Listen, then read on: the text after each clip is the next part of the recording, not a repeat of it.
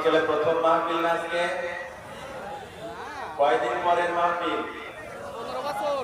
কয় বছর? 16 বছরের জমানো আওয়াজ একটু বের করার দরকার আছে না নাই?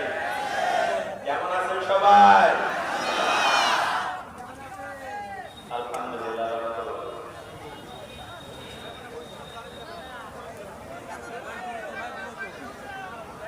ইন্নাল হামদুলিল্লাহ والصلاة والسلام على من لا نبي بعده. أعوذ بالله من الشيطان الرجيم.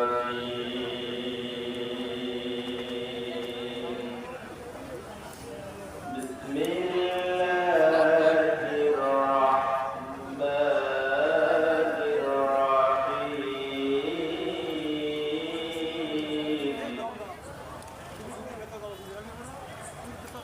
تبارك الذي بيده الملك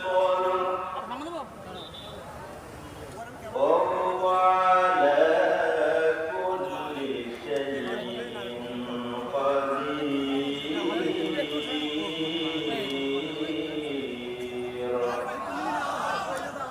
قال الله تعالى في شان حبيبه إن الله وملائكته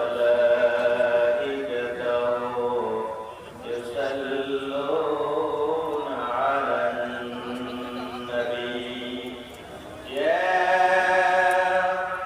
أيها الذين آمنوا صلوا عليه وسلموا تسليما. اللهم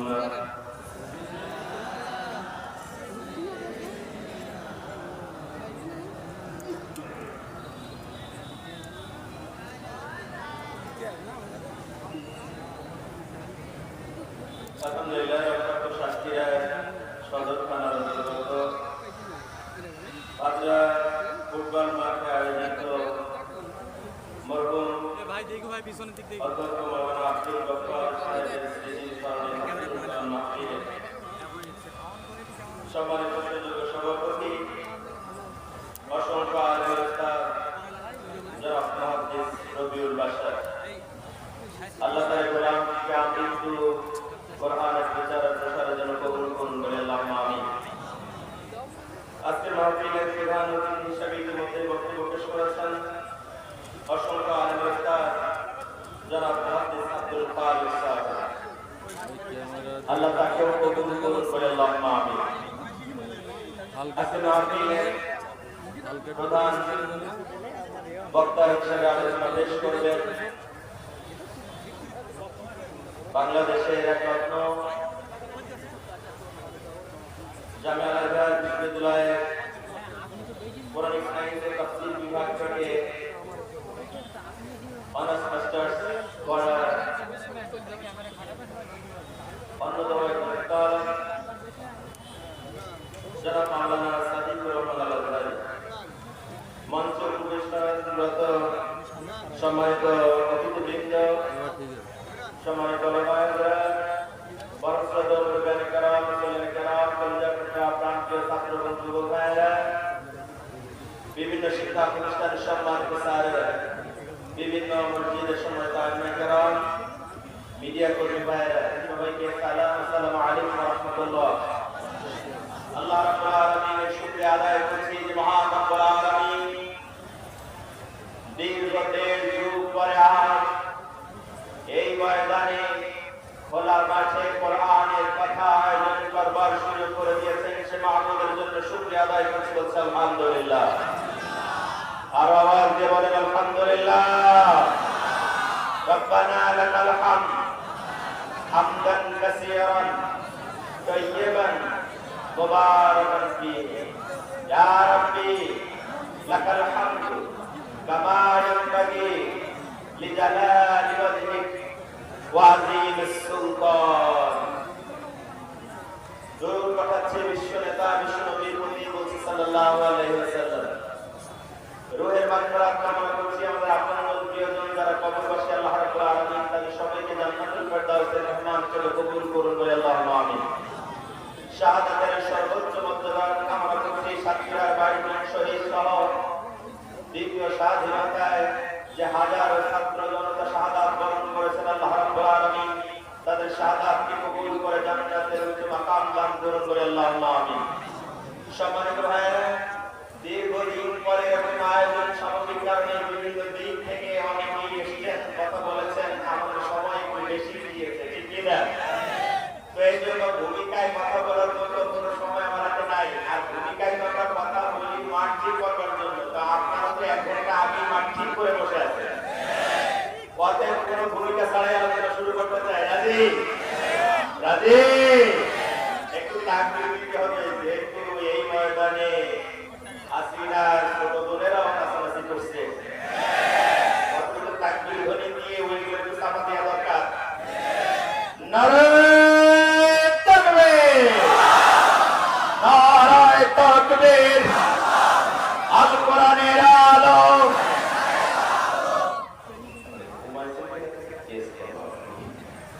পড়ে আউযু বিল্লাহি মিনাশ শাইতানির রাজীম।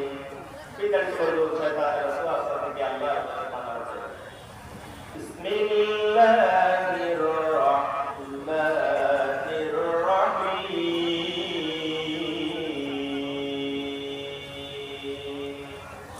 পরমকরুণাময় দয়াদাতা আল্লাহ শুরু করেছে। তাবারাকাল্লাযী বিয়াদিহিল মুলক ওয়া হুয়া আলা কুল্লি শাইইন কাদির।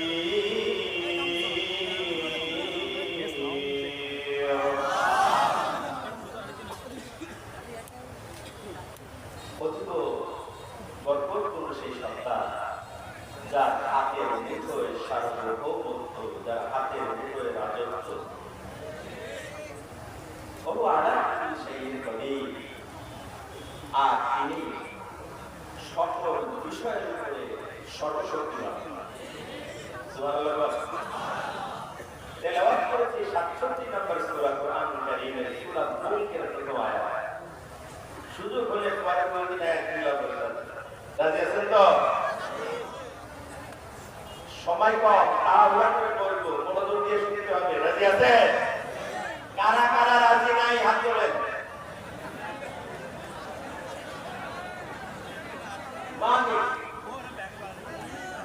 মানে আপনারা এত বেশি আবেগ আপ্লুত, আবেগের খেলায় নিজে ঘুরে বাড়ি চলে গেছে নাকি? আবেগ থাকবে, আবেগ থাকবেই, কারণ যে আবেগের জায়গা বছর পরে আবেগ প্রকাশ করার সুযোগ হয়েছে, আবেগ থাকবেই। তবে বিবেক বিসর্জন দিলে চলবে না, কারণ ভাবটিদের থাকা শয়তানগুলো এখন আমাদের আবেগ নিয়ে চিনিমিনি খেলে এদের থেকে আবার আমাদের কলম ত্যায্য করবার তাই তারা অব্যাহত রেখেছে, ঠিক কিনা? আমার ভাই আমাদের সূরা মুলক, মুলক মানে কি? মুলক মানে কি? আপনারা তো রাত করে বৃষ্টি, আপনারা যদি বর্তমান অবস্থায় কেমন দেখায় না? কি কথা ঠিক কি না? রাজাকার একসময় গালি ছিল, এখন এইটা গালি না আশীর্বাদ। কথা কর না কারে ভাই? মুলক মানে হচ্ছে রাজত্ব, সভরেনিটি, সার্বভৌমত্ব। আল্লাহ রাজত্বের নামে একটা সুরাই দিলেন, অথচ এই চেয়ারে বসে অনেক জায়গায় আমরা সেই কোরআনের রাজনীতির কথা বলতে পারি না, ঠিক কিনা? আমার ভাই, আমার বন্ধু, আল্লাহ রাব্বুল আলামিন বলেছেন সার্বভৌমত্ব, রাজত্ব আমার হাতের মুঠোয়। কিন্তু আল্লাহ রাব্বুল আলামিন এই কথাটাকে চমৎকার উপস্থাপন করেছেন। আল্লাহ বলেন নাই আমি আল্লাহ সার্বভৌমত্বের মালিক, আমার হাতের মুঠোয় সকল ক্ষমতা। আল্লাহ বলেন নাই। আল্লাহ বলছেন পূর্ণময় সেই সত্তা যার হাতের মুঠোয় রাজত্ব। এই রাজত্বের কথা বলে কোন সে পূর্ণময় সত্তা, সেই সত্তার পরিচয় দিয়েছেন আয়াতের বাকি অংশ থেকে পরবর্তী 4 আয়াতে। সুবহানাল্লাহ।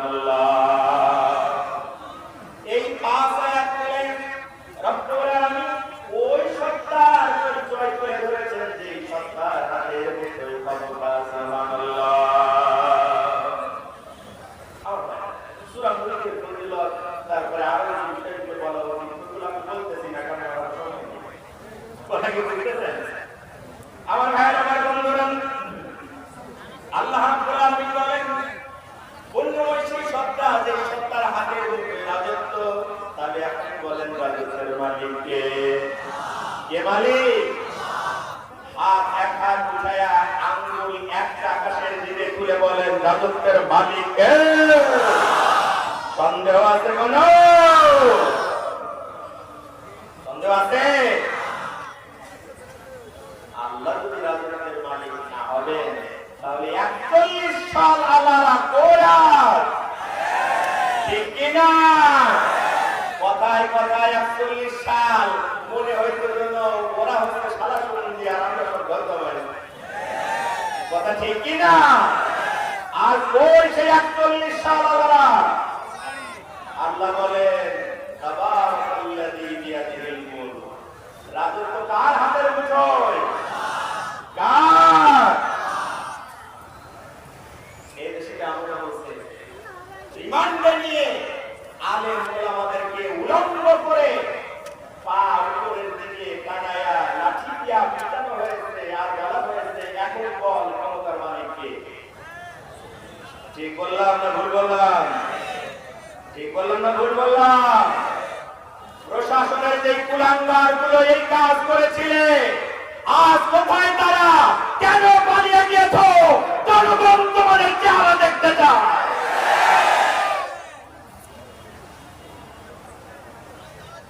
এলাকার কিছু বাকি খেলায় আমরা এলাকায় থাকতে পারতাম না। কথা ঠিক কিনা?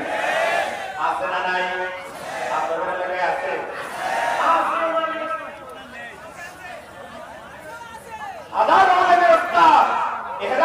অবস্থায় মারা গিয়েছেন, অথচ তার জানাজা পর্যন্ত করতে যায়নি এই কুলাঙ্গারের বাচ্চাগুলো। কোথায় তারা? দেখো, মাহফিল বন্ধ করো, আলেমদের গ্রেফতার করো, দেখি তোমার বাপের কি ক্ষমতা। আমার ভাইয়েরা, আল্লাহ রাব্বুল আলামিন বলেন তাবারাকাল্লাযী বিয়াদিহিল মুলক, সকল ক্ষমতার মালিক কে? কে মালিক? আল্লাহ রাব্বুল আলামিন যে ক্ষমতার মালিক সেটা শুধু এই একটা ছোট্ট আয়াতে বলে শেষ করেন নাই। আল্লাহ রাব্বুল আলামিন কোরআনুল কারীমের বিভিন্ন জায়গায় বিভিন্ন ভাবে রাজত্বের মালিক যে যিনি, সেই কথা তিনি বারবার উল্লেখ করেছেন। কিন্তু পরিতাপের বিষয় হচ্ছে একবার ক্ষমতার চেয়ারে যখন কেউ বসে যায় তখন এই কথাগুলো শুনলে মনে হয় রাজাকারের গন্ধ আসছে। কথা ঠিক কিনা? অথচ আল্লাহ রাব্বুল আলামিন বলেন লাহু মুলকুস সামাওয়াতি ওয়াল আরদ ওয়া ইলাল্লাহি তুরজাউল উমুর।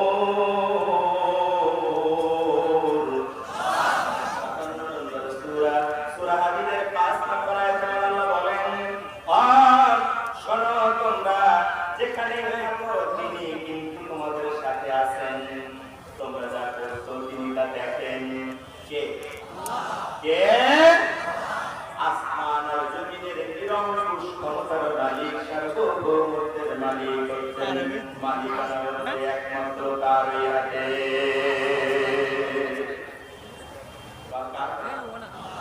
কার কথা? আবার আল্লাহ রাব্বুল আলামিন বলেন যারা ক্ষমতার ভাগ চায় তাদের উদ্দেশ্য করে আমার আল্লাহ বলেন আল্লাহুম নাসীবুম মিনাল মুলকি ফাইদা লা ইউতুনা নাসা নাকিরা। কার কথা? আল্লাহ বলেন রাষ্ট্র পরিচালনায় যদি তাদের কোনো অংশ থাকতো তাহলে তারা তাদের প্রতিপক্ষকে একটা টানা করে পরিমাণ সুযোগ দিত না। ঠিক কিনা? যেমন একটা জানাজা করবে মানুষ, তার সুযোগ দেয় না। তার মানে আল্লাহর কথা ঠিক। রাজত্বে যদি ওদের মালিকানা থাকতো তাহলে ওরা বিরোধীদেরকে একটা কানা করি পরিমাণও, খেজুরের একটা শুকনা ডাল পরিমাণের সুযোগ তারা দিত না। ঠিক কিনা?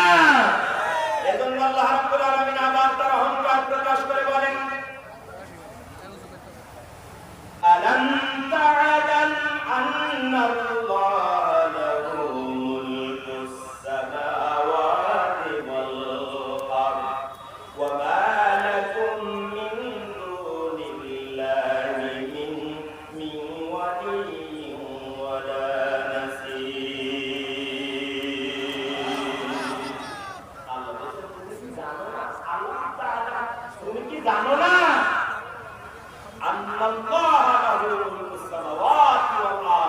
আকাশ আর পৃথিবীর একচ্ছত্র ক্ষমতার মালিক কে?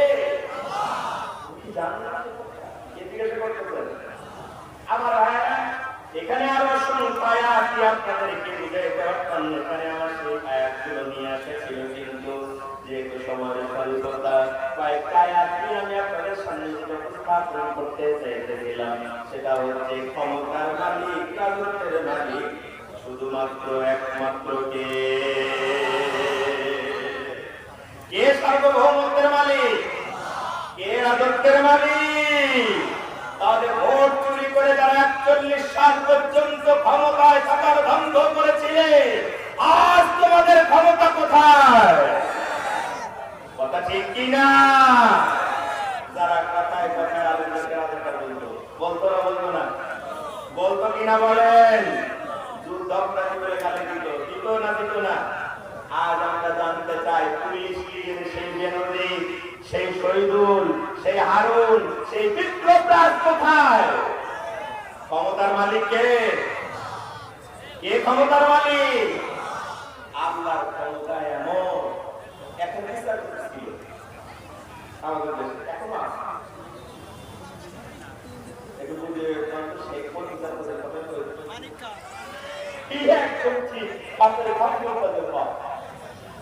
জনগণ কি সচেতন? আমার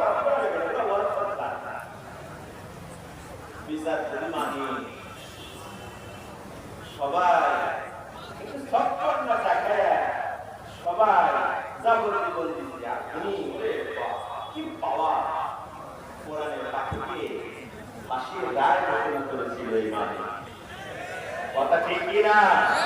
তারপরে দাপটের সাথে তার সেই চাকরি জীবন শেষ হওয়ার পরেও দাপটের সাথে আলেম ওলামা ইসলামী আন্দোলনকে কটাক্ষ করে বারবার তার সাথে কথা বলেছে, কথা ঠিক কিনা? কিন্তু আল্লাহর ক্ষমতা এমন, বিচারপতি বিচার করবার জন্য যে উকিল লাগে সে উকিল খুঁজে পাওয়া যাচ্ছে না, কথা ঠিক কিনা? মানুষ এমন আদর যত্ন করছে যে কোর্টে যাওয়ার আগে অপারেশন লাগতেছে।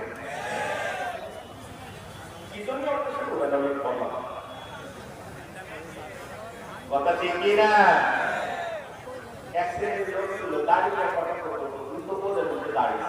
এই দাড়ি হচ্ছে কিসের দাড়ি জানো?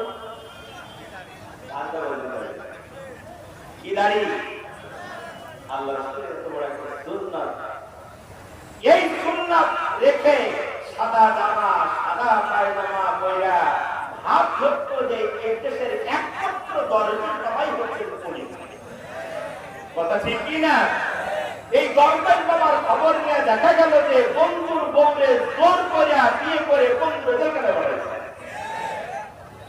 এই দরবার বাবার এখন খোঁজ পাওয়া যাচ্ছে মাত্র 36,000 কোটি টাকা শুধু ঋণ, বিভিন্ন ব্যাংক, গোটা দেশটারে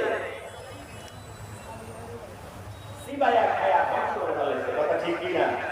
কিন্তু আল্লাহর ক্ষমতা এমন, যখন পালানোর সময় এলো তখন দাড়ি কেটে সুধীর বাবু সাইদা পালানোর জন্য পায়তারা করে পালাইতে পারে নাই, কথা ঠিক কিনা? আমাদের ছেলেরা গানে গানে বলে, আল্লাহ তোমার দরবারেতে হাজার শুকরিয়া, হাসিনা পালাইছে দেশটা ছাড়িয়া, সকলের মুখে হাসি আসলো ফিরিয়া,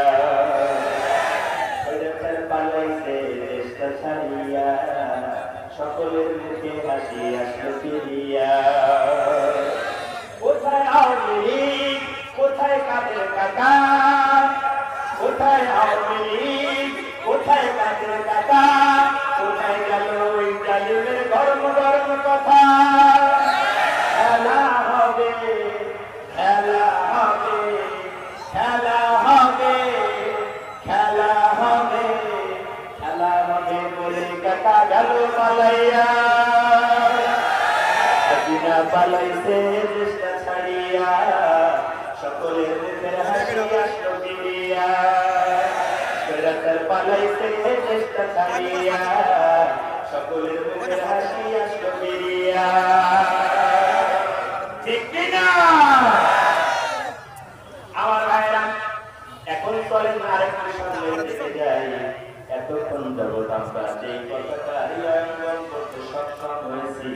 সেটা হচ্ছে সার্বভৌমত্বের একচ্ছত্র মালিক আমার আল্লাহ। ঠিক কিনা আমার ভাইয়ের? এখন প্রশ্ন, সার্বভৌমত্বের মালিক হওয়ার জন্য কি কি গুণ থাকা লাগবে, কি কি কোয়ালিটি থাকা লাগবে, কোন গুণ ডেভেলপ করলে পরে সার্বভৌমত্বের মালিকানা পাওয়া যাবে, সার্বভৌমত্বের মালিক পাওয়া লাগবে? যদি সেই গুণ আল্লাহর ভিতরে থাকে তাহলে তিনি অবশ্যই সার্বভৌমত্বের মালিক। কিন্তু প্রশ্ন হচ্ছে, আমরা যদি এই দুনিয়ার লোকেরা, আমরা যদি দেশের লোকেরা সার্বভৌমত্বের মালিকানা দাবি করি, তাহলে আমাদের সেই দাবি করার পিছনে যে গুণ অর্জন করা লাগবে, ওই গুণ অর্জন করাটা কি আমাদের পক্ষে সম্ভব কিনা? আসুন আমরা একটু জেনে দেখি আল্লাহ রাব্বুল আলামিন সার্বভৌমত্বের গুণ অর্জন করার জন্য কি কি শর্ত করেছেন। প্রথম শর্ত করেছেন, ওয়া হুয়া আলা কুল্লি শাইইন কাদির। সার্বভৌমত্বের মালিকানা যার হাতের মুঠোয়, ওই সত্তা সকল কিছুর উপরে ক্ষমতাবান। আপনি যদি সার্বভৌমত্বের মালিকানা দাবি করেন, আপনি যদি রাজত্বের মালিকানা দাবি করেন, তাহলে সকল কিছুর উপরে আপনার ক্ষমতা থাকা লাগবে। বলেন তো মানুষের পক্ষে এটা কি সম্ভব? সম্ভব? কেন সম্ভব হয়েছিল? গত 15 বছর ধরে মনে রাত তাই করছে, সকল ক্ষমতা ওনার হাতের মধ্যে। কথা ঠিক কিনা? ঠিক কিনা? কিন্তু আসলে কি ক্ষমতা ওনার হাতের মধ্যে ছিল? ছিল যে পুলিশ লিস্টকে এত ভালো লাগতো, পালায় যাওয়ার সময় সেই পুলিশ পালায় যাওয়ার কয়েক ঘন্টার মধ্যে সেই পুলিশ লিস্ট গোটা দেশ থেকে পালায় গেছে, তাই ইতিহাসের প্রথম ঘটনা। কথা ঠিক কিনা? এরপরে আল্লাহ রাব্বুল আলামিন বলেন, আল্লাযী খালাকাল মাউতা ওয়াল হায়াতা লিয়াবলুয়াকুম আইয়ুকুম আহসানু আমালা। যে কোন তোমার সত্তার হাতের মুঠোয় রাজত্ব, তার 2 নম্বর কোয়ালিটি হচ্ছে তিনি মৃত্যু সৃষ্টি করেছেন, জীবন সৃষ্টি করেছেন। সুবহানাল্লাহ। 2 নম্বর গুণ কি? আপনাকে মৃত্যুর মালিকানা এবং জীবনের মালিকানা থাকতে হবে। বলেন তো জীবন আর মৃত্যুর মালিকানা কোন মানুষের হাতে আসা সম্ভব কিনা? সম্ভব? সম্ভব না, কোনোভাবে সম্ভব নয়। সার্বভৌমত্বের মালিকানার গুণ বললেন, মৃত্যু আর জীবন সৃষ্টি করেছি, কিন্তু আবার রব্বুল আলামিন এখানে ছোট্ট একটা ব্যাখ্যাও দাঁড় করাইলেন। সার্বভৌমত্বের মালিকানা সভরেন্টি পাওয়ার করবার জন্য শুধু এই গুণ আমার রয়েছে তা না, বরং আমি মৃত্যু আর জীবন সৃষ্টি করার মাধ্যমে আমি তোমাদের জন্য পরীক্ষার ব্যবস্থা রেখেছি। লিয়াবলুয়াকুম আইয়ুকুম আহসানু আমালা। এই মৃত্যু আর জীবনের মাধ্যমে আমি তোমাদের পরীক্ষা করে দেখতে চাই তোমাদের কাদের আমল উত্তম। সুবহানাল্লাহ। কার আমল উত্তম সেটা দেখার জন্য আমি মৃত্যু আর জীবন বানাইছি। এখন একটা প্রশ্ন, আমরা আগে মৃত্যু পেয়েছি না জীবন পেয়েছি? কথা বলেন, মৃত্যু পেয়েছি না জীবন পেয়েছি? কিন্তু আল্লাহ তো বলছেন আমি আগে মৃত্যু সৃষ্টি করছি তারপরে জীবন। তাহলে কি গাড়ি এটা ব্যাখ্যা করে। ব্যাখ্যাটা হচ্ছে আমরা আমাদের অস্তিত্ব পাওয়ার আগে মৃত্যু ছিলাম, অস্তিত্বহীন ছিলাম। কথা ঠিক কিনা? আর একটা ব্যাখ্যা হচ্ছে যেহেতু রাজত্বের মালিক যিনি হবেন তিনি মৃত্যু এবং জীবনের স্রষ্টা, এই কথাই শুধু শেষ নয়, বরং রব্বুল আলামিন দুনিয়া যাদেরকে সামান্য সময়ের জন্য কোন ভূখণ্ডে ক্ষমতা দেবেন তাদেরকে লক্ষ্য করে বলেন, ক্ষমতা আর মনে রেখো আমি শুধু ক্ষমতা দিয়েছি, জীবন দিয়েছি তাই না, আমি কিন্তু মৃত্যুর স্রষ্টা। অতএব মৃত্যুর কথা চিন্তা করে রাজনীতি করি। কথা তাই কিনা বলেন? আবার রব্বুল আলামিন 3 নম্বর, 4 নম্বর, 5 নম্বর আয়াতে একের পরে এক আল্লাহ রাব্বুল আলামিন বললেন, 4 নাম্বার গুণের কথা বললেন। আল্লাহ রাব্বুল আলামিন বললেন, সেই সত্তা হচ্ছে ক্ষমতার মালিক, যিনি স্তরে স্তরে সাত আকাশ সৃষ্টি করেছেন প্রতিদিনভাবে। আবার সার্বভৌমত্বের মালিক তিনি, যিনি তোমাদের দুনিয়ার আকাশে প্রদীপমালা দিয়া সুসজ্জিত করে দিয়েছেন। সুবহানাল্লাহ। আমার ভাইয়ের, আমার বন্ধুরা, বাড়ি যায় ইসলাম করে প্রথম 5 আয়াত যদি পড়েন, তাহলে আল্লাহ রাব্বুল আলামিন বলেন, ওই পূর্ণময় সত্তার হাতের ভিতরে রাজত্ব, এই হাতের ভিতরে রাজত্ব সার্বভৌমত্বের মালিক, সবরিনটির মালিক যিনি হবেন। 5টা গুণ থাকা লাগবে, তার মধ্যে কয়টা? কথা বলেন। 5টা গুণ থাকা লাগবে। একটা হচ্ছে সকল বিষয়ের উপরে তিনি ক্ষমতাবান হবেন, তিনি মৃত্যু এবং জীবনের মালিক হবেন, তিনি ত্রুটিহীনভাবে 7 আকাশের স্রষ্টা হবেন, তিনি পরাক্রমশালী এবং ক্ষমাশীল হবে, তিনি আকাশের নিচে প্রদীপ মালা ঝুলিয়ে দেওয়ার মতো ক্ষমতা রাখেন। বলেন তো, এই ক্ষমতা শুধুমাত্র একমাত্র কার আছে? আমার ভাই, আমার বন্ধুরা, এটা যদি হয়, তাহলে আমরা এখন যে বিষয়টাকে আপনাদের বলার জন্য পর্যন্ত নিয়ে এলাম, যে বিষয়টা খুবই গুরুত্বপূর্ণ আমার কাছে মনে হয়, সেটা হচ্ছে ক্ষমতার মালিক। এতক্ষণ ধরে আমরা বললাম ক্ষমতার মালিক আল্লাহ, কিন্তু এক ধরনের মানুষেরা বলতেছে ক্ষমতার মালিক আপনারা। কারা ক্ষমতার মালিক? কথা কর। হ্যাঁ, এখন রাষ্ট্রদ্রোহিতার মামলা হবে না, এখন শর্ত। ক্ষমতার মালিক কে? কিন্তু এখন ওই বাংলার সংবিধানে লেখা, এখনো এই বাংলার সংবিধানে আপনি যদি বিশ্বাস করেন, মানতেন যে আপনি বাধ্য হন, ওই সংবিধানে লেখা সকল ক্ষমতার মালিক হচ্ছে আপনারা জনগণ। কারা? আমি এই তৌহিদি জনতার কাছে জানতে চাই, আপনারা কি চান সংবিধান থেকে এই শীত মিশ্রিত এই ধারা মুছে যাক, এটা বন্ধ হয়ে যাক, বরং সবরেন্টির মালিক, সার্বভৌমত্বের মালিক আমার আল্লাহ, এই কথা সংবিধানে লিখিত হোক? এটা কারা চান? জবাব করে দেখান।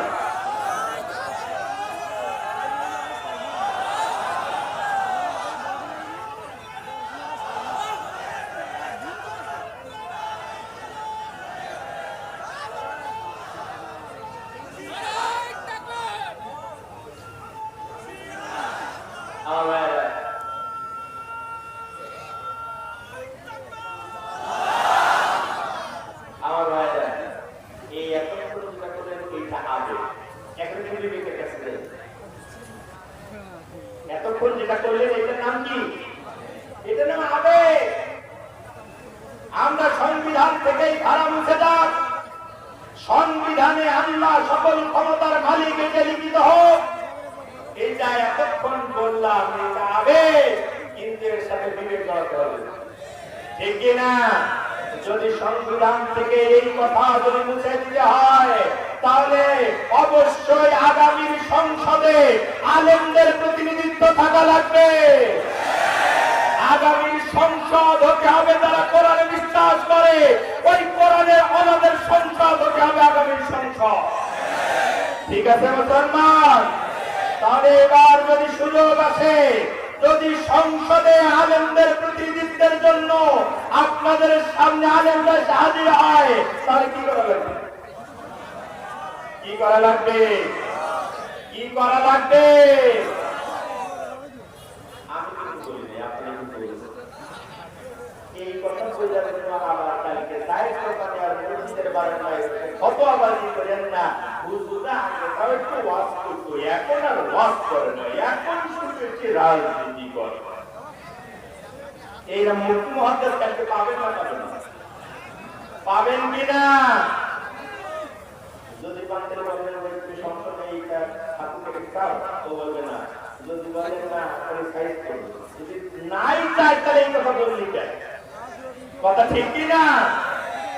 আমার ভাই, আমার বন্ধুরা, অতএব আগামী সংসদ কোরআনওয়ালাদের সংসদ হতে হবে, এইটার কোন বিকল্প নাই, ঠিক কিনা? আমার ভাইয়েরা, আমার বন্ধুরা, যদি আলেমদের ভিতরে ঐক্য হয়ে যায় আর আপনারা যদি ঐক্যবদ্ধ হতে পারে, তাহলে আলেমদের হাতের থেকে এবার ক্ষমতা নেওয়ার মতো সাহস কারো হবে না। ঠিক কিনা বলেন আমার ভাইয়েরা, আমার বন্ধুরা? ক্ষমতা আলেমদের হাতে থাকা দরকার, কারণ আমার আল্লাহ বলছেন রাজত্বের মালিক আমি। আল্লাহ রাজত্বের যদি প্রতিষ্ঠিত হতে হয়, সার্বভৌমত্বের মালিকানা যদি আল্লাহ হতে হয়, তাহলে কোরআন আলোতে রাজনীতি করা ছাড়া, কোরআন আলোতে সংসদে যাওয়া ছাড়া কোনো বিকল্প নাই। কথা ঠিক কিনা? সাথে সাথে আর একটা কথা, সেটা হচ্ছে যেহেতু সার্বভৌমত্বের মালিক হওয়ার মতো এই 5টা গুণ অর্জন করার ক্ষমতা আপনার আমার নাই। ঠিক কিনা? যেহেতু নাই, অতএব এই ক্ষমতা নিয়ে বাড়াবাড়ি করা যাবে না। যাবে যাবে ক্ষমতা নিয়ে যারা বাড়াবাড়ি করে তারা ইতিহাস হয়ে গেছে। কথা ঠিক কিনা? ক্ষমতা নিয়ে বাড়াবাড়ি করেছিল শেখ মুজিব, এমন বাড়াবাড়ি করেছিল রক্ষী বাহিনী দিয়ে হাজার হাজার মানুষ হত্যা করে মূর্তিমান আতঙ্ক হয়ে উঠেছিল শেখ মুজিবুর রহমান। কথা ঠিক কিনা? আল্লাহ এমন সাইজ করেছে বাড়াবাড়ি করার কারণে জানাজা পড়ার মতো লোক খুঁজে পাওয়া যায়। ঠিক কিনা? ক্ষমতা হাতে পায়ে বাড়াবাড়ি করছিল এরশাদ সাফারে আল্লাহ এমন সাইজ করছিল 9 বছর ক্ষমতার বাড়াবাড়ি 10 বছরের জেল দিয়ে রব্বুল আলামিন সেটা পুষিয়ে দিয়েছে। কথা ঠিক কিনা? ক্ষমতার বাড়াবাড়ি করেছে, অবৈধভাবে ক্ষমতার মালিক হয়ে চুরি করা ম্যান্ডেট দিয়ে ক্ষমতার মালিক হয়েছিল হাসিনা। ক্ষমতার বাড়াবাড়ি করার কারণে রব্বুল আলামিন এমন ব্যবস্থা করলেন, আল্লামা সাঈদীর সেই ভবিষ্যৎবাণী সত্য হয়ে গেল। কথা ঠিক কিনা? আল্লামা সাঈদী বলেছিলেন, সময় আসবে এমন পালানোর জন্য ইঁদুরের গর্ত খুঁজে পাবা না, বাংলার মাটিতে জায়গা হবে না। ঠিক কিনা? আল্লামা সাঈদীর এই কথা অক্ষরে অক্ষরে কাটায় কাটায় ফিরেছে, সত্য হয়েছে না হয় না? হয়েছে না হয় নাই? সেই মানুষটাকে যারা ইনজেকশন দিয়ে হত্যা করেছ, তোমাদেরকে খুঁজে বের করা হবে, আর জনতা আদালতে তোমাদেরকে বিচার করে অবশ্যই সাঈদী হত্যার প্রতিশোধ নেওয়া হবে।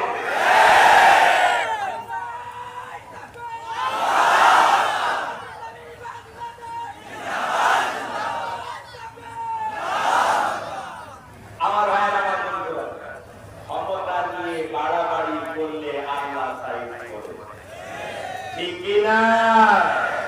আর ক্ষমতা এমন এক জিনিস, ক্ষমতা যখন হাতে আসে তখন এই ক্ষমতার গরমে একটা মানুষ অমানুষের রূপান্তরিত হয়। ঠিক কিনা? আজকের পৃথিবীর বিভিন্ন দিক থেকে বিভিন্ন গবেষণা, বিভিন্ন তথ্যপাত্র এক জায়গায় করে দেখা যাচ্ছে 15 বছর অবৈধভাবে যে লেডি ফেরাউন বাংলাদেশের মাথার উপরে ছড়ি ঘুরিয়েছে, আলেমদেরকে কষ্ট দিয়েছে, এর মতো হিংস্র, এর মতো হৃদয়হীন, রক্তচোষা, ভণ্ড প্রতারক পৃথিবীর ইতিহাসে বর্তমানে একটা নয়। ঠিক কিনা? এ কতটা জঘন্য মানসিকতা তা বোঝার জন্য আপনাদের বিশেষজ্ঞ হওয়া লাগবে না। সিলেটের সেই নেতা ইলিয়াস আলী, মনে আছে তার কথা? মনে আছে? তাকে গ্রেফতার করলো। সে আগুনকে বাংলাদেশের উপর দিয়ে করিডোর হোক, বাংলাদেশের উপর দিয়ে ভারতের রেল যাক, চাই নাই। সে যাত্রী তাকে গ্রেফতার করা হলো। সেখান থেকে কিছুদিন পরে তাকে হত্যা করা হলো। তার পেট চিরে পাথর ঢুকিয়ে পাথরের সাথে বেঁধে স্প্রিং করে করে সমুদ্রের ভিতরে নিয়ে তারপরে তাকে সমুদ্রের ভিতরে ঢুকিয়ে দেওয়া হলো। বলেন তো এইটা প্রশাসন নিজেদের ইচ্ছায় করছে না হাসিনার নির্দেশে, প্রশাসনের ইচ্ছায়?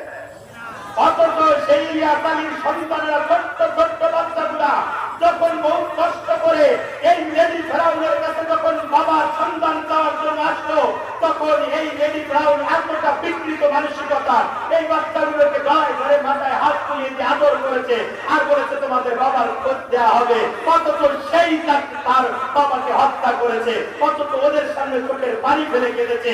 এ দিয়ে বোঝা যায় এর থেকে নিকৃষ্ট মানসিকতার বিকৃত রুচির মানুষ আর হতে পারে না। কথা ঠিক কিনা?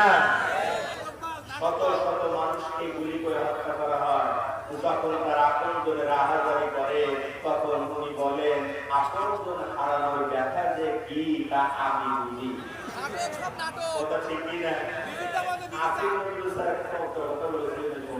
আমার তো ভালো লাগছিল, বলছিল শেখ হাসিনা আপনি আপনজন হারানোর ব্যথা বোঝেন, কিন্তু শুধু আপনারটা বোঝেন, গোটা দুনিয়া গোটা দেশের অন্য আপনজন হারানোর বেদনা আপনি বোঝেন না।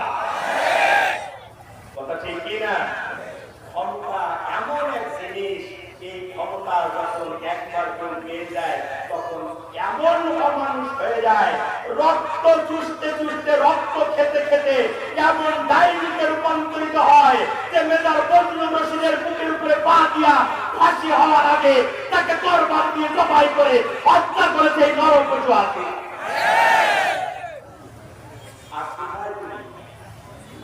আজ কোথায় তুমি? আল্লাহ সাইদ বলেছিলেন গাছের আগায় বসে লাফালাফি করবা না, 14 কোটিকে এমন নাড়া দেবে সিটকে যায় মামু বাড়ি দিল্লি যাইয়া পড়বা। কথা ঠিক কিনা? এখন ওই মামু বাড়ি লাগে না। কথা ঠিক কিনা?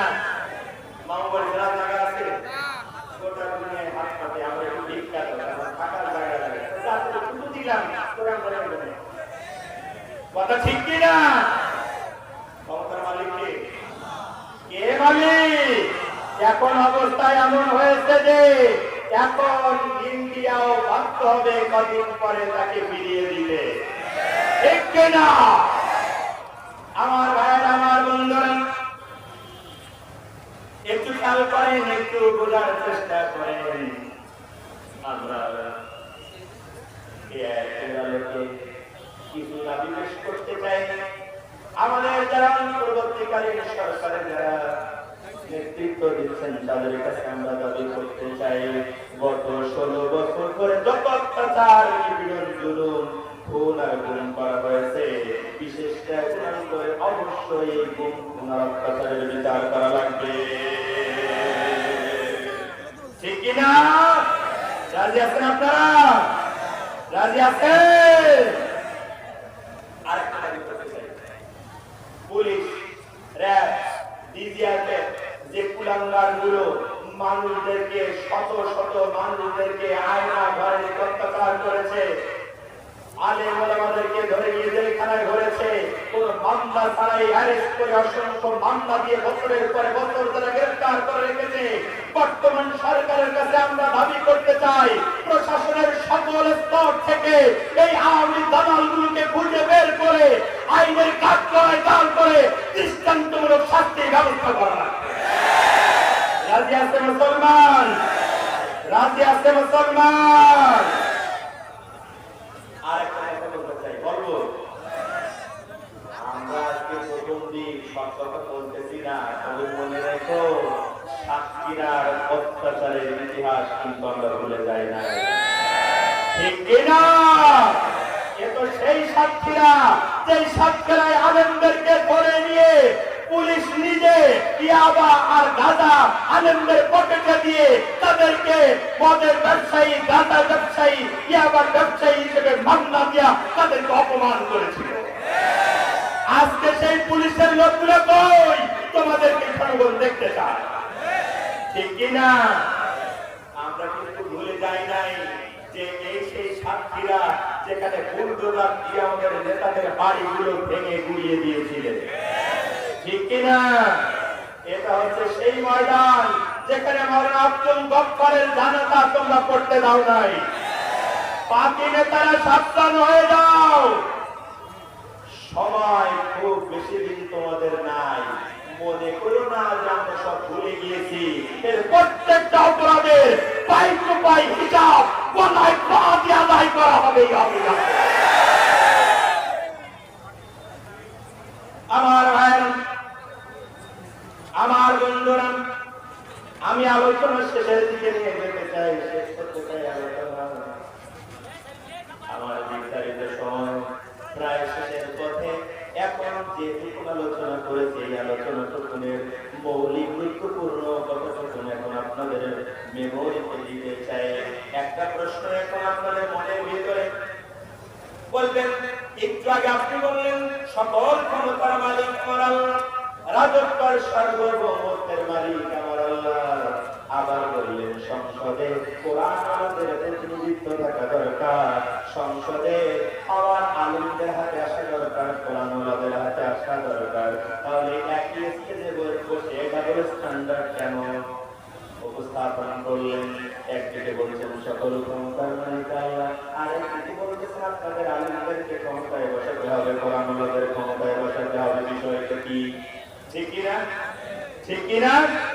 একটা কথা মনে রাখবেন, এই যে ক্ষমতার কথা বলতেছে, এই ক্ষমতা ছাড়া দেশ ভালোভাবে চলতে পারে না, দুর্নীতি মুক্ত হতে পারে না, সন্ত্রাস মুক্ত হতে পারে না, যদি কোরআনের আইন দিয়ে সমাজ চালন না হয়। কথা ঠিক কিনা? তবে মানুষের জন্য যে ক্ষমতা, সেই ক্ষমতার ব্যাপারে আল্লাহ রাব্বুল আলামিন নির্ধারিত রেস্ট্রিকশন আরোপ করেছেন। আল্লাহ রাব্বুল আলামিন যখন দুনিয়ার কোন জায়গায় কোন ভূখণ্ডে কোন মানুষকে যখন ক্ষমতা দেন, তখন নিঃশর্ত ক্ষমতা দেন না, বরং শর্ত সাপেক্ষে আমার আল্লাহ রাব্বুল আলামিন ক্ষমতা দেন। ওই কথা আল্লাহ রাব্বুল আলামিন কোরআন কারীমের 22 নম্বর সূরা হজের 41 নম্বর আয়াতে খুব স্পষ্ট করে বলেছেন, আল্লাযীনা ইন্নাকান্নাহুম ফিল আরদ আকামুস সালাহ ওয়া আতাউজ যাকাত ওয়া আমালু বিল মা'রুফ ওয়া নাহাউ আনিল মুনকার। আল্লাহ রাব্বুল আলামিন বলেন, তারা এমন লোক জমিনে কোথাও যদি তাদেরকে আমি ক্ষমতা দেই, কার কথা? কার কথা? তার মানে আল্লাহ মানুষকে দুনিয়ায় কিছু জায়গায় ক্ষমতার মালিকানা দেন। কিভাবে? আল্লাহ বলছেন তারা এমন লোক, দুনিয়ার কোন জায়গায় কোন ভূখণ্ডে যদি আমি তাদেরকে ক্ষমতা দান করি, তাহলে তারা একটা মূলের ভিত্তিতে রাষ্ট্র পরিচালনা করবে। কয়টা মূলকে বলে? কয়টা? এক নম্বর, তারা সালাত কায়েম করবে। এক নম্বর কি? সালাত কায়েম করবে। দুই নম্বর, যাকাত আদায় করবে। তার মানে সুদ ভিত্তিক অর্থনৈতিক ব্যবস্থা বাদ দিয়া যাকাত ভিত্তিক অর্থনৈতিক ব্যবস্থা কায়েম করবে। কার কথা? তিন নম্বর কোন হচ্ছে, তারা সরকারের আদায় দেবে। সরকারের কি করবে? না অনুরোধ করবে? সরকারের কি করবে? আর সরকারের একটি বলতে পারে আল্লাহ সরকারের আদেশ দেবে, কিন্তু আমরা সরকারের জন্য মানুষকে অনুরোধ করি। আমরা কিছু মানুষ আছে বলি, বা কি আল্লাহ করে নামাজ পড়ে বলি, এটা আদেশ অনুরোধ। ভালো কাজের জন্য তোমরা আদেশ করবা, আমরা অনুরোধ করি। ঠিক কিনা?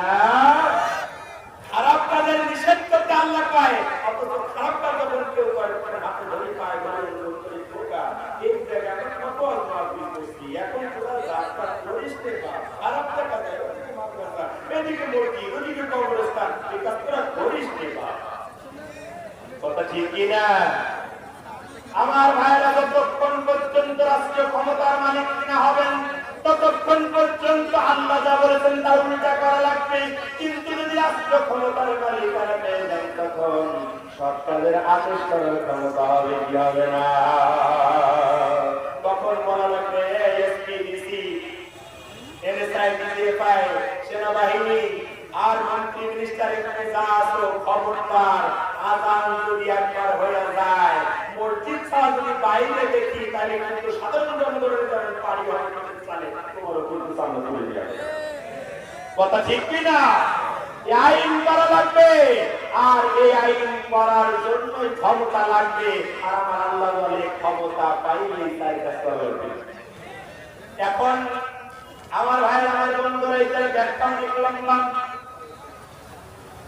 নামাজ কায়েম করার জন্য আমরা আন্দোলন করে সংগ্রাম করি। আমরা চাই যারা নামাজের বিল কায়েম করবে, যারা নামাজ কায়েম করবে সংসদ আইন করার মাধ্যমে আমরা তাদেরকে ভোট দিতে চাই।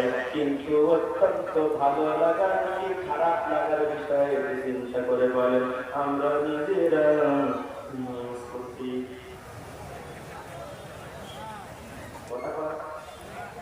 চাই এটা আপনাদের কষ্ট দেওয়া হবে কিনা আমি বুঝতেছি না। ঈশার নামাজ তারা তারা করেছে আন্দাজে হাত তুলে নেই।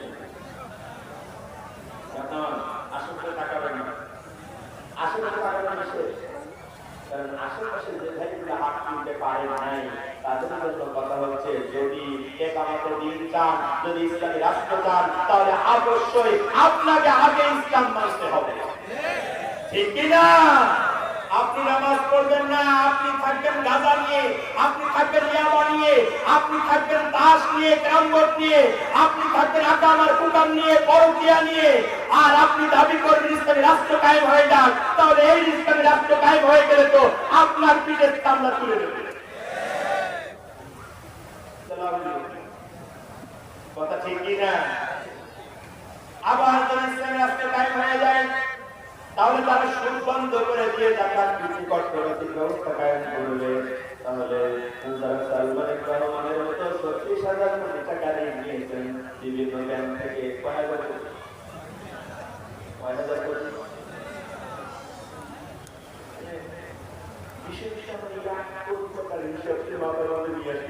সেই জায়গায় ১৭ কোটি, তারপরে হাজার, তারপরে ৩০,০০০ কোটি টাকা।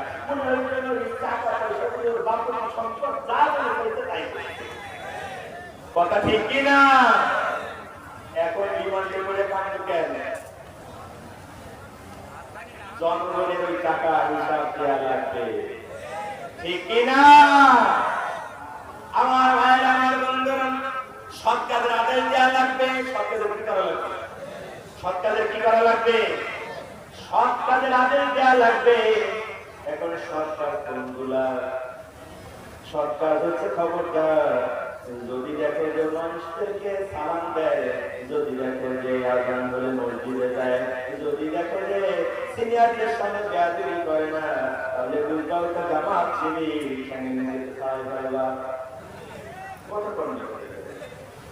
জামাত শিবির আছে কিনা?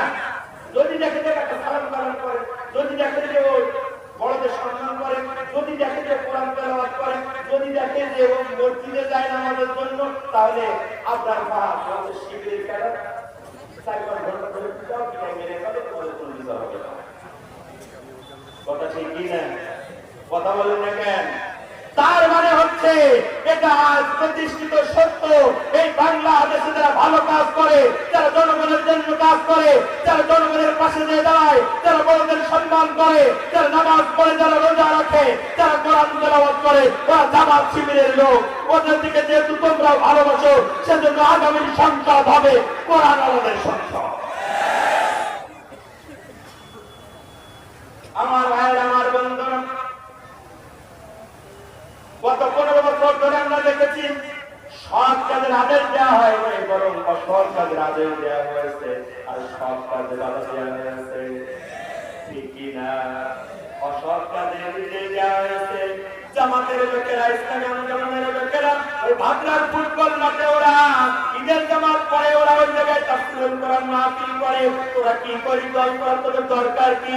ওই জায়গায় তাইকে পাশে এই লোকের নেতৃত্বে যে তুই যাত্রা করতে না পারলি তো তোদের রাজনীতি করতে বলে কি যা?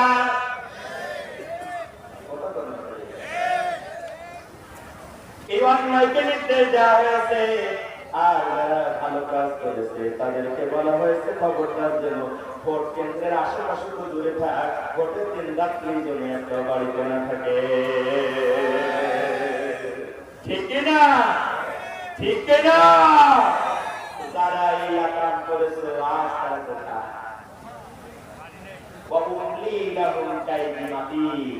আল্লাহ ছাড় দেয় কিন্তু ছেড়ে দেয় না, ঠিক কিনা?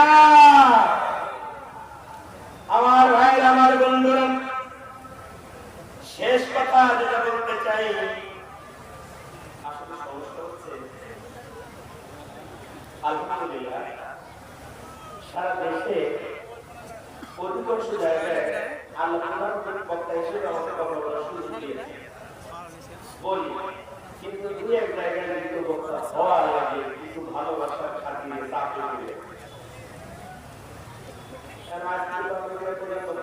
দ্বিতীয় বক্তা ওই দেখেন আগ্রায় শুরু করে দিকে তাকাচ্ছেন, যা কখন করছে আর আমি শুধু ওই দিকে তাকাচ্ছি, আগ্রায় কত ধরে শুনেছি আর আলোচনা কত ধরে। এজন্য আপনার হৃদয় থেকে মজা পাচ্ছেন, আমিও বুঝি, কিন্তু কিছু করার নাই।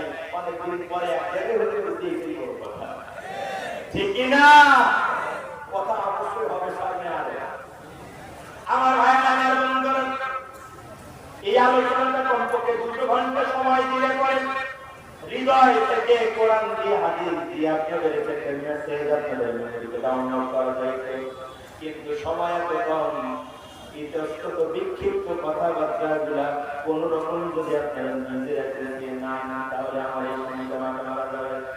আমরা বন্ধুরা, সে যে কথাটা বলতে চাই, যে কথাটা বলে শেষ করতে চাই, সেটা হচ্ছে আল্লাহ রাব্বুল আলামিন বলেন, দুনিয়ার কোথাও কোন মানুষদেরকে আমি আল্লাহ রাব্বুল আলামিন ক্ষমতা দান করি, তখন ওই ক্ষমতা দান করি মৌলিক 4টা শর্তের উপরে।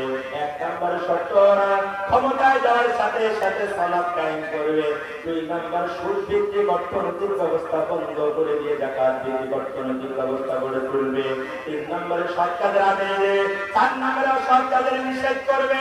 আমরা বলতে রব্বুল আলামিন ক্ষমতার 4 পায়া যদি অমানুষ হয়ে যায়, যদি 4 মূলনীতির ভিত্তিতে রাষ্ট্র পরিচালনা না করে, যদি 4 মূলনীতি ভুলে যায়, তাহলে কি হবে?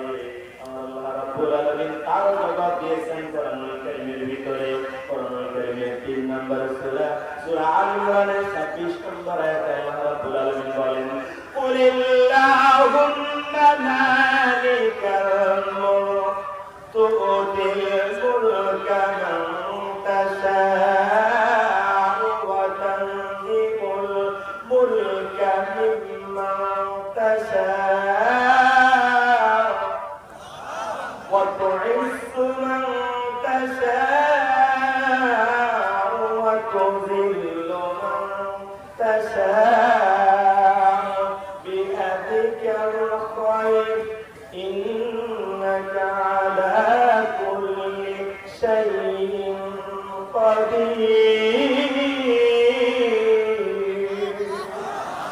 আল্লাহ রাব্বুল আলামিন ডাক দিয়ে বলে, শোনো, ক্ষমতার মালিক আমি আর হাতে। আমি কখনো বলতে চাইছি ঘটনা, আমার ভাইরা, বন্ধুরা, একটু খেয়াল করেন। আল্লাহ রাব্বুল আলামিন বলেন, খবরদার, যে 4 মূলনীতি দিলাম, ওই 4 মূলনীতির ভিত্তিতে যদি রাষ্ট্র পরিচালনা না করো, যদি ওই 4 মূলনীতির ভিত্তিতে রাষ্ট্র না চালাও, তাহলে মনে রেখো, আমি ক্ষমতা দিতে পারি যেমন, ক্ষমতা কেড়েও নিতে পারি তেমন। আল্লাহ বললেন, তোমরা বলো, কুলিল্লাহুম্মা মালিকাল মুলক, তোমরা বলো, ও রাজত্বের মালিক, তুমি যাকে ইচ্ছা রাষ্ট্র ক্ষমতা দান করো, আবার যাকে ইচ্ছা রাষ্ট্র ক্ষমতা থেকে থাপড়াইয়া বের করে দিতে পারো। কথা ঠিক কি না? আল্লাহ রাব্বুল আলামিন বলেন, তোমরা স্মরণ করো, বারবার তেলাওয়াত করো, বলো, আল্লাহ তুমি যাকে চাও রাজত্ব দান করো, যার কাছ থেকে ইচ্ছা রাজত্ব কেড়ে নাও, যাকে ইচ্ছা সম্মানিত করো, যাকে ইচ্ছা তুমি অপমানিত করো, সকল ক্ষমতা তোমার হাতে। ঠিক না? আচ্ছা বলেন, ক্ষমতা আর সম্মান এগুলি কি এক জিনিস? বুঝে যাবো এক জিনিস না। ক্ষমতা এক জিনিস আর সম্মান আর এক জিনিস। সম্মান কেমন? কোন ক্ষমতা হাতে নেই, 12 বছর 13 বছর জেলখানায়, কিন্তু তার বড় গোটা দুনিয়ার মুসলমানরা তাকে ভালোবাসে। কথা ঠিক কিনা? তার জন্য মুখের তাজা রক্ত ঢেলে দিয়ে শাহাদাত বরণ করতে রাজি হয়ে যায়। কথা ঠিক কিনা? এর নাম কি? সম্মান। এর নাম কি?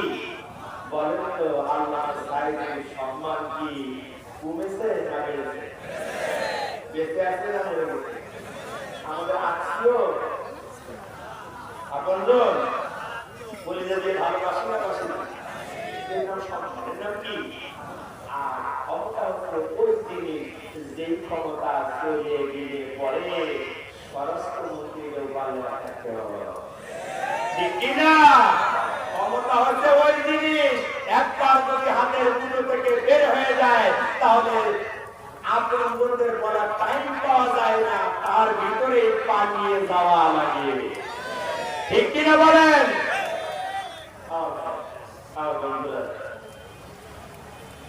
আমার ছড়ানো পিছনে কথা আমি শেষ করতে চাই। তবে আজকে আলোচনাটি আমরা যে শিখলাম সেটা হচ্ছে সকল ক্ষমতার মালিক কে? কে মালিক? আপনি যদি ক্ষমতার মালিক হতে চান তাহলে আপনাকে পাঁচটা নির্বাচন করা হবে। কয়টা? কয়টা? সকল বিষয়ের ক্ষমতা থাকা লাগবে। আপনি ব্যক্তিগত জীবনের মালিক হবেন, আপনি প্রভাবশালী অবশ্যই হবেন, আপনি বুদ্ধিহীনভাবে সাত আকাশ সৃষ্টি করার ক্ষমতা রাখবেন এবং আপনি প্রথম আকাশে তারকারাজি ঘুরিয়ে দেওয়ার ক্ষমতা, এই পাঁচ ক্ষমতা আছে যার সার্বভৌমত্বের মালিক হচ্ছেন তিনি। যেহেতু মানুষের এই পাওয়ার নেই, ক্ষমতা নেই, অর্জন করার সুযোগ নেই, অতএব জনগণ সকল ক্ষমতার মালিক, এই কথা বলা কবিরা গুনাহ হারাম, ঠিক কিনা? সেটা হচ্ছে আল্লাহ মানুষকে ক্ষমতা যখন দেন তখন চার মিনিটের ভিত্তিতে ক্ষমতা চালানো লাগে। ওই 4 মিনিট হচ্ছে নামাজ কায়েম করা লাগবে, যাকাত আদায় করা লাগবে, সত্যের আদেশ করা লাগবে, অসত্যের নিষেধ করা লাগবে। কথা ঠিক কিনা? পরিশেষে যেটা বোঝাতে চেয়েছি সেটা হচ্ছে এই 4 মিনিটের ভিত্তিতে যদি রাষ্ট্র না চলে, যদি না চালাও ক্ষমতা পাওয়ার পরে, আমার আল্লাহ বলেন মনে রেখো আমি যার ইচ্ছা ক্ষমতা দেই, আবার যার ইচ্ছা ক্ষমতা তার কাছ থেকে কেড়ে নেই। আমি যার ইচ্ছা সম্মান দেই, যার ইচ্ছা সম্মান কায়দা নেই। কথা ঠিক কিনা? দেখা আবার হবে ইনশাআল্লাহ কোন একদিন এদেশের আকাশে কলিমার পতাকাই উড়বে, সেদিন সবাই খোদাই বিধান পেয়ে দুঃখ বেদনা ভুলবে। কোন একদিন এদেশের আকাশে কলেমার পতাকাই উড়বে, সেদিন সবাই খোদাই বিধান পেয়ে দুঃখ বেদনা ভুলবে, সেদিন আর হবে না। কথা হবে করে শেষ করতে চাই। বাঁচিয়া থাকিলে দেখা হইবে আবার, না বাঁচিলে হবে দেখা হাসর বলেন আল্লাহুম্মা আমিন। আসসালামু আলাইকুম।